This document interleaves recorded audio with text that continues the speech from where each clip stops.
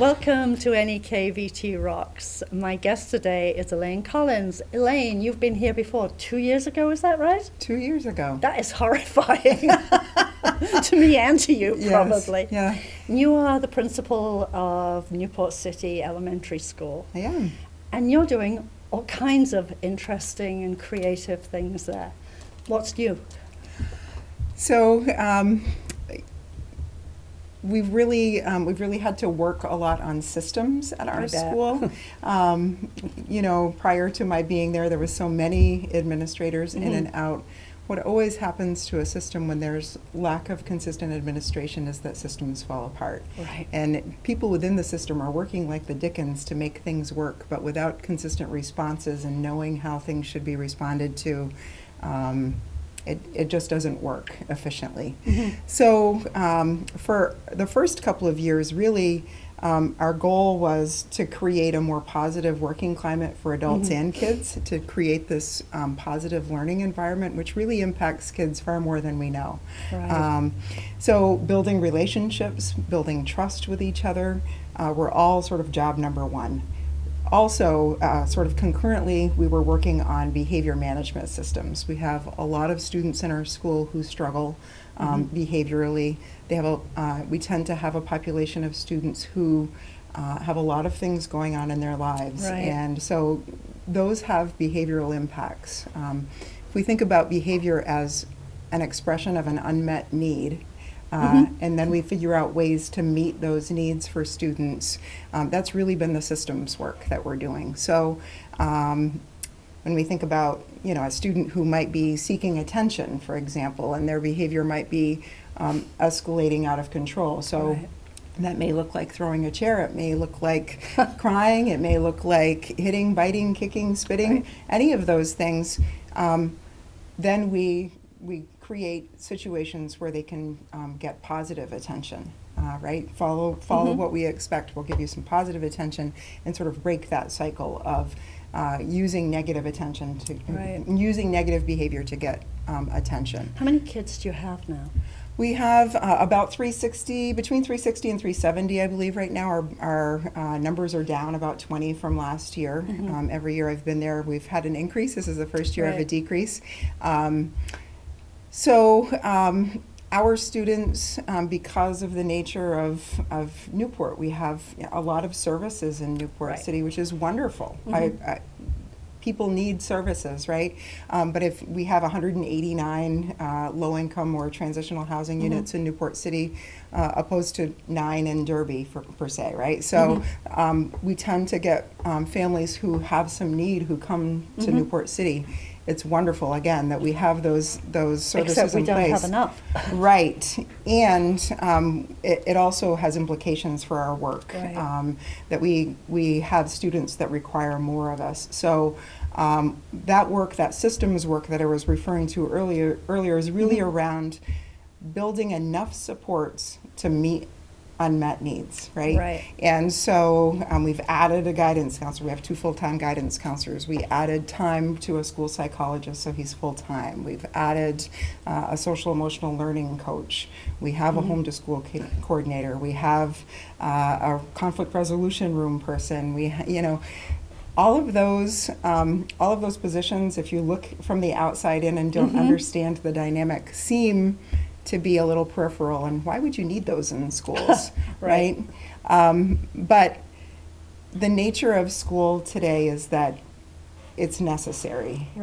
We can't really provide an education to any student when there are students who are exploding in the classroom.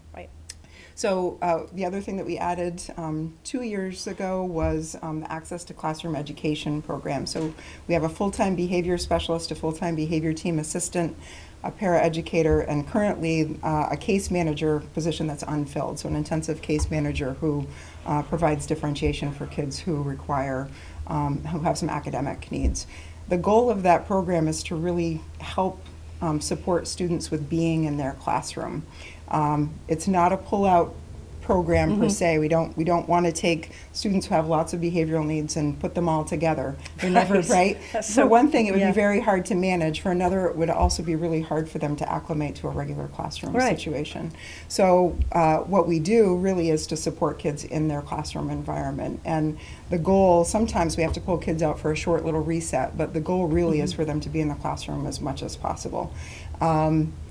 We had a lot of sort of restraint, escort, seclusion data, a lot. The first 3 years. This year, our data, currently we're mid to end of January, it's a decrease of more than 90% of That's great. restraints, escorts, seclusions. So that tells me that what we're doing is working. We have a really, superintendent was in yesterday, does a fall and a spring walkthrough and kind of looks at classrooms, talks to kids, talks with teachers. We were sort of remarking at what a remarkable turnaround it is over the last 4 years, and that now it really is an institution of learning. There's you walk through the hallways and it's settled. Kids are doing what they're supposed to, even though there are sometimes kids who bubble up. Sure. We know what they need, and we're able to provide that for them. And that makes all the difference. At the other end of the scale, I just saw something on the news and in all of the press about a group of your kids going to Montpelier, to the Golden Globe. Yes. What was that? Super exciting work. So Jean Cadmery, one of our guidance counselors, has been working with a group of kids that it really came from the kids. So there was a group of 4 students who are now in 6th grade who felt like we had too much drama in the upper end, in the grades 4 through 6. So they started to think about, what would it look like if we didn't have friend issues and social issues? What would we need to do as students in our school to create a more peaceful environment? So the Peace Project was born. Now there are 15 students that are involved in this Peace Project. They've written a grant to Vermont Rural Education Collaborative and received that grant. They've also gotten a grant from Vermont Council on Arts, and I believe from another, maybe something affiliated with the MAC Center, but I could be wrong. And so they've received 3 grants to have John Gailmore come to do a peace project with our students. He'll write peace songs with each grade level. We'll have a peace concert on February 19th that will involve the whole school, and everyone will be invited to come. That'll be public? Yes, for the that's public. Great. Yeah, in the evening. They're going to have a community luncheon, supper rather, to do some fundraising and invite community to come for the Peace Project. They're doing a Dress Like a Hippie Day. Some of us will fit right in. Won't you? Yes, yes. They're doing a peace sort of slogan T-shirt contest, and we'll have teachers printed up for all of the kids with the winning design. They're doing a whole school morning meeting tomorrow to sort of float the idea to all of the student body. This is really student leadership. It is absolutely, yeah. Would some of them be willing to come on this show? Absolutely. Great. They're so polished. They not only did they go to NEK Day at the State House, they also presented testimony to the Senate Ed Committee. And so it was I think pretty impactful for the senators to see 5th and 6th grade students. There were 6 of them that went, presenting in such a polished and knowledgeable way. And that only happens because they're so invested in the process. It's their process. It's their project. So it'll be interesting to see. They're going to work with the MAC Center as well to create a mural that will be hosted in our school at first, and then we'll go back to the MAC Center to be on display for the public. The whole school will read Sadako and the 1,000 cranes, and they'll create paper cranes, and they'll the song that goes with that. Yes, they're going to teach everyone the song. A friend of mine wrote that. Yeah. Oh, interesting. And so they're going to display the mobile of all of those cranes in the lobby of the school, and then give it to the emergency room at the hospital. Oh, nice. Working with the Goodrich Memorial Library to make a peace corner in their library. So, wow, this has really flown under the radar. Hasn't it? Right? Yeah. Why? I don't know. They've they've really been working very hard all year on this project, and from the minute of inception till now, it's been their project. And it started when?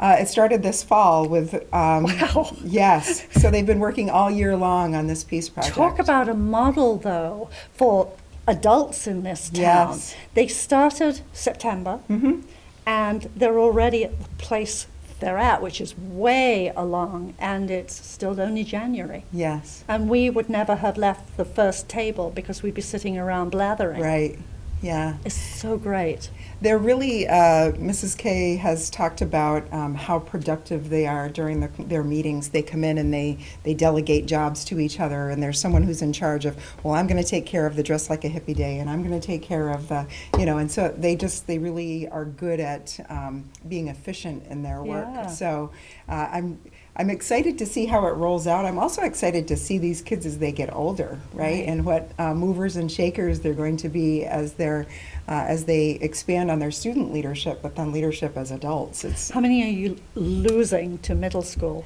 I think we have about 35 kids in 6th grade as a small group.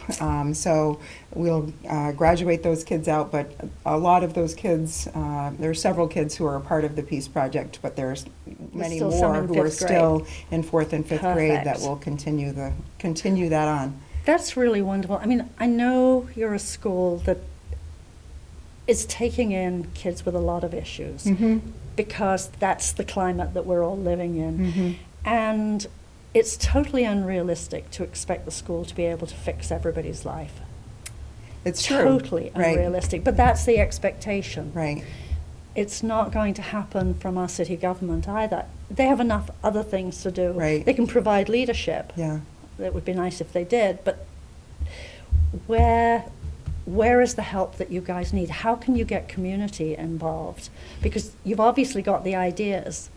How can you get enough support from outside? So I think from a practical standpoint, just continuing to support budgets is always a necessary Right. evil. We know. Right. But we're really working to build resilience in our kids. We Yeah. know the best thing we can do for students who experience trauma on any level, either in the past or ongoing trauma, is to build meaningful relationships with them, which builds protective Right. factors around them. Yeah. I was a kid of trauma. I had a lot of protective factors around me. If I didn't have those when I was a child, Yes, it makes a I difference. likely would not be doing the work that I'm doing now. So it's hopeful work because we can see the effects of it very quickly. If we start to build meaningful relationships with kids, we can start to counteract some of those negative Right. forces in their lives or in their past lives. So anytime anybody wants to bring a book to school and read with children or come do a project with kids, we certainly have need for that. We have a couple of people who are bringing in therapy dogs once a week, and that's a big hit. Today is a Bill and Augie day. They're up in Mrs. K's office, and kids are reading books to Augie, and it's a really nice way to decompress if you're having a hard day, or to make a connection with an animal that can really calm. So any of those things, the more we can get meaningful relationships with community members in our Right. building, the better off we are. A school is meant to be a hub of a community and not just a Absolutely. place of educating children only. We should have a variety of community partners that are working with us to build the hub, to build the network of meaningful Right. connections, and to also improve the ability for kids to shine in ways that they might not shine in a typical academic way. Another thing we've been doing this year is expanding our winter activities program. So it used to be that kids, 4, 5, 6 could sign up to go downhill skiing. Right. They didn't want to go, they stayed behind at school. It really doesn't make sense to have half the kids gone and half the kids stay at school. It sort of wastes the day. Sure. So we've expanded the opportunities for all kids, and the expectation is that all kids go. It's amazing the number of kids who shine in that way that might not shine in other ways, and that sense of confidence. And So is that partnering with Jay? So Jay is a partner with us. Yeah. Dr. Primo and his wife Ellie, who now is working at the school. Is she? Yes, Oh, have opened that's up. great. It is great. Have opened up their cross-country ski trails for a group of kids, and the city's been very gracious in allowing us to use the skating rink as well. So. We're trying to access some local resources that kids might be able to use on a more regular basis, even when we're not doing winter activities, to kind of increase that more healthy choices. So do all kids have access to equipment, and is this program at no cost to them? Yeah, so there is a cost to all programs, Yes. but For we're you. right for us. But we subsidize students who need help with that.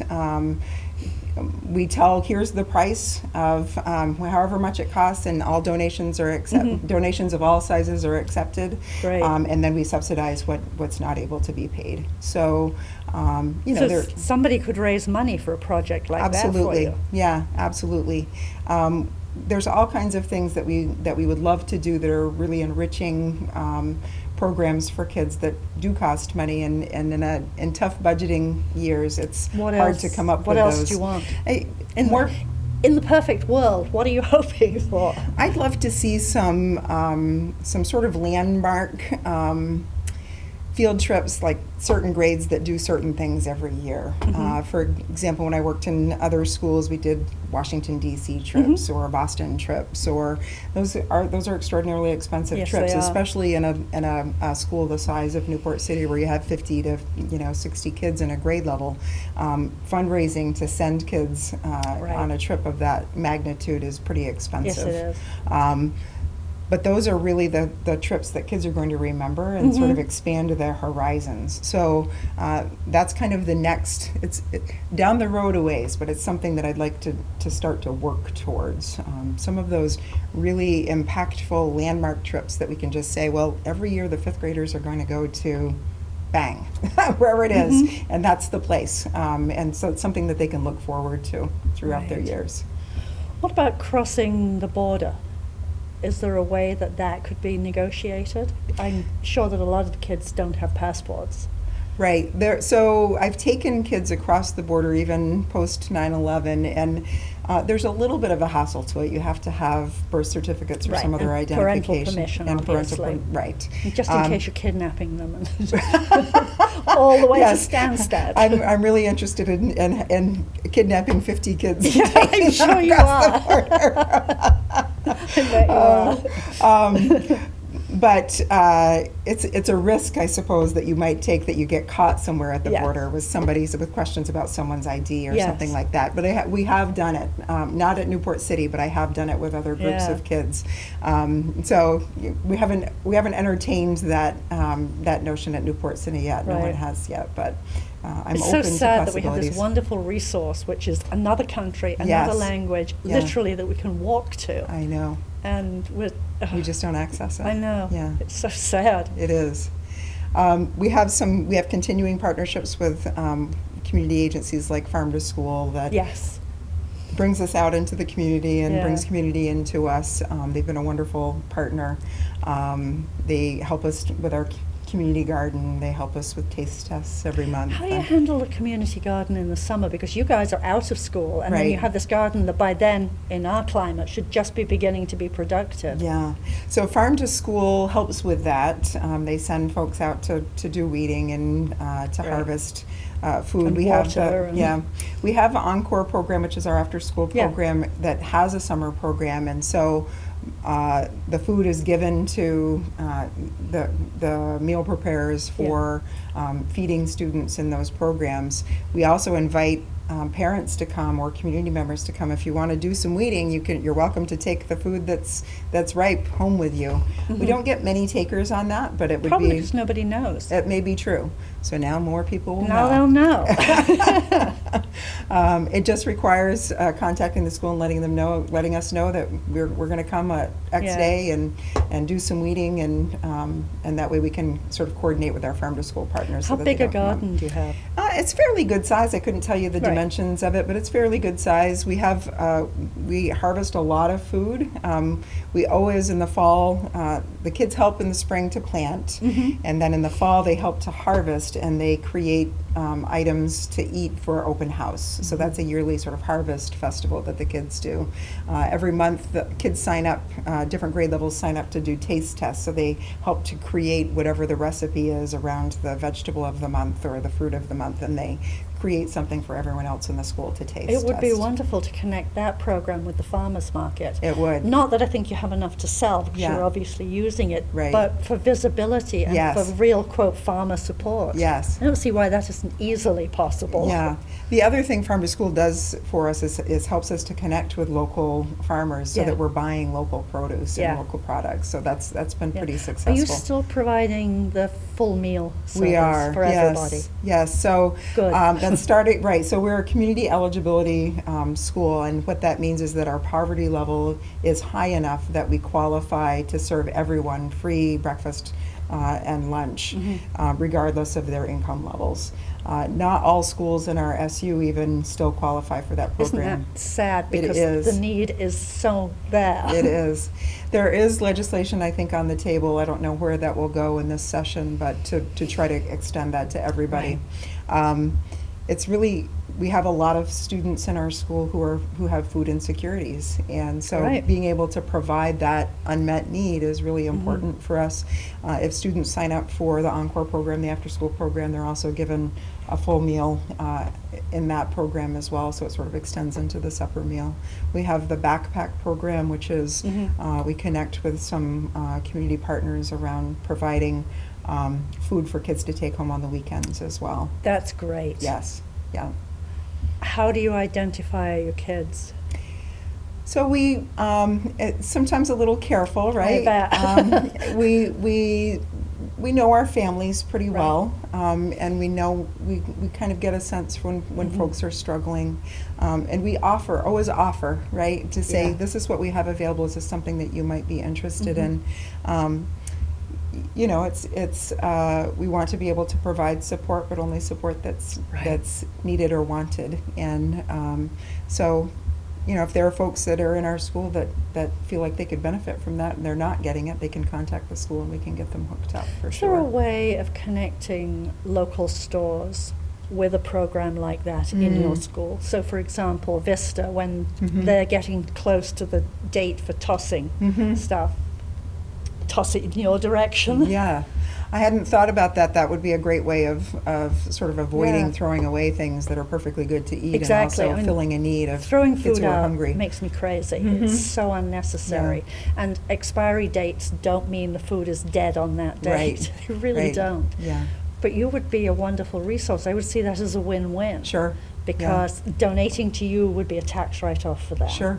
Yeah. And a feel-good benefit. Yeah, for sure. And you could use it. Oh, absolutely. Yeah. Yeah, that would be a great way to Yeah. self. We're so stingy with front-loading, and if we don't front-load with kids, we're screwed in the end. Yeah, so we've really, you know, the ACE program that I talked about, our behavior program, Yeah. we've really worked at targeting kids who require that level of support at K to 3, because what our hope is that we can sort of phase out that support over time. Yes. We're great about intervening when kids are small. We can pull away supports. Kids who require support won't need support their entire lives, right? They shouldn't. If we give them what they need, they'll be good to go at some point. Right. And that's really what we've seen happening, is that students are really taking on their new skill set, and we do, every teacher in the building does yoga and mindfulness with their kids on a daily basis. We have a lot of, we teach zones of regulation, which is a program that helps kids to find ways to keep their bodies calm, recognize their feelings. What do I do when I'm in the red zone and I'm really, really angry about something, right? Should I throw a chair, or could I, Do I have a could choice I take tea? here? Right. Or are shall I just throw that chair right. What are some anyway? things that I could do that won't, you know, that won't potentially hurt somebody else, but Right. that will also make me feel better? Yeah. So we're working as a whole system around that, and it's really quite interesting how much of a difference those things have made. It's hard to quantify some of that work. Right. It's hard to measure. You can't possibly, because right. you're measuring what didn't happen. Right, yeah. Well, if I didn't have a crystal ball, yeah. Right, but there's far fewer kids who are experiencing out of control behaviors. Yeah. Many more students who are able to access the strategies that they're being taught, kind of think through. There's also some adult education on that end, right? That instead of responding that like the child is making this choice because they're choosing to be naughty, it's the child is expressing an unmet need. So how can I respond to help them get their need met, but also solve whatever this problem is? So instead of coming at a child, like a brick wall, coming at a child with understanding and compassion never serves us wrong, right? The child may still escalate, may still be upset, but it de-escalates the situation just by being calm in the situation. So it's the whole system is sort of wrapping around that social emotional learning need. I would say academically we're also expanding our horizons and creating many more opportunities for learning for kids. So we've increased the number of interventionists at the lower end. We're doing push-in math services, which means kids are really getting differentiated instruction. There's 2 and sometimes 3 teachers in each math block for 30 minutes so that kids can really get, so a special ed teacher, an interventionist, and a regular ed teacher. Kids are really getting what they need, which will have positive impacts on learning outcomes and on those lovely SBAC scores. Because if you never have basic skills, you never learn them. That's right. So, and we're trying to replicate that model in reading. It's been really, really good work. I think it's only going to have positive outcomes for our kids. It's our first year of having enough math interventionists in the building to be able to do the push-in models across grade levels. So every single grade has that push-in math math intervention model happening for them right now. We've been doing it for 2 years in the grades 4 through 6 classrooms. It's been wildly successful. Kids who come to us with gaps or that have existing gaps in math are keeping up with their tier 1 instruction, but also catching up to the things that they have gaps in, and it's making a huge difference. So how do people who watch this either on NEK-TV or on the video get in contact with you to say, I can do X, I'd love to work with a group of kids, or I can help raise money for that project, or I've got some clothes that my kids have grown out of that probably somebody who could use. How do they get in contact with you? My cell phone, I'm someone who's always on the move during the course of the day. I don't, calling my office line doesn't really work. You'll leave me a message there, but calling my school cell phone, it's 802-673-6788 is the best way to get in touch with me. You could also email me at elaine.collins@ncsuvt.org. And those will be added to the bottom of the video anyway. Great. Yeah. Well, we've only got a couple more minutes because it goes really fast. It does. Yeah. What's your wish list for the next 6 months? I want the Peace Project to go off flawlessly and beautifully. I want kids to really take that theme of peace to heart. I want to continue to build that leadership capacity in our students. I want us to just continue on the same path we're on. I think it's taken us a while to get there, but we're on this upward positive track. And so the work we're doing is making a positive, impactful difference. And so just more of the same. I mean, in 2 years, this seems like an enormous leap forward. It has been not every principal has the ability to see this level of improvement. So it's been a very satisfying job, and it's more than a job. It's really my passion, and it's been impactful, satisfying work. And seeing kids every day and teachers every day it's really at the heart of everything that I do, and it makes it really worthwhile coming to work every day. So I guess in another 2 years we have to do this again and see what's appeared around the school. Yeah. There's a whole community around it by then, I hope which so. would be wonderful. It would be. I would welcome that for sure. So thank you for coming in this Yeah. time, and I'll see you in 2 years. All right. Thank Okay, you. Thank you for thanks. having me, Pam. You're welcome.